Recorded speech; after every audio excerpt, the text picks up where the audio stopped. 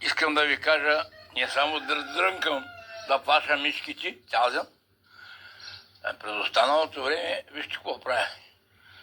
А сладисах си на дюлята ябълка. Не вярвате ли, сега ще ви покажа. Вижте дюлята. Дюлята е къде е шламата. Вижте шламата ябълка. Вижте леса какви са. Вижте леса какви са. Виждате ли? А шламата на дюля ябълка. Ето. Ето. Ябълката и ето. Дюля. Дюля, вижте дюлята. Къде е дюлята? Стига дюлята, манинка дюля. Да е на 3 годинки. Дюлята, мисля, че е това котретата. И се опитах, направиха шламата ябълка. Ябълка е, къде е ябълка?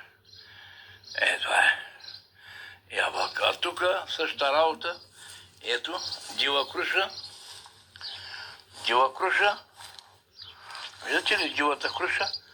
Вижте какви листа има. И я сладисах ябълка.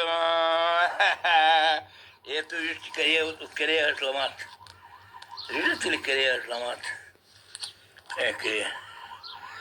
Вижте откъде тръгна и вижте ябълката сега. Даже вижте какви големи филизи направи.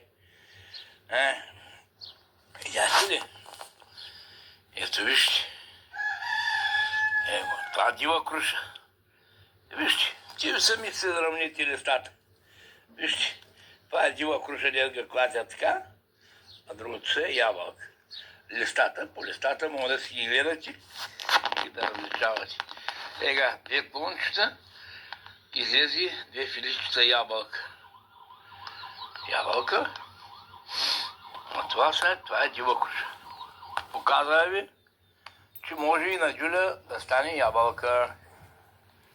От едната страна ще дава дюли, от другата страна ще дава ябълки. Къде е дива круша? Ето, дива круша, ябълка.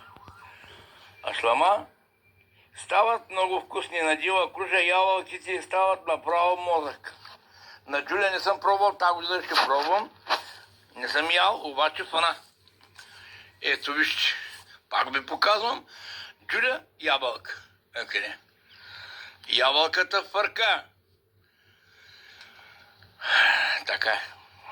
Нещо ако има, пак ще ви казвам. До нови срещи.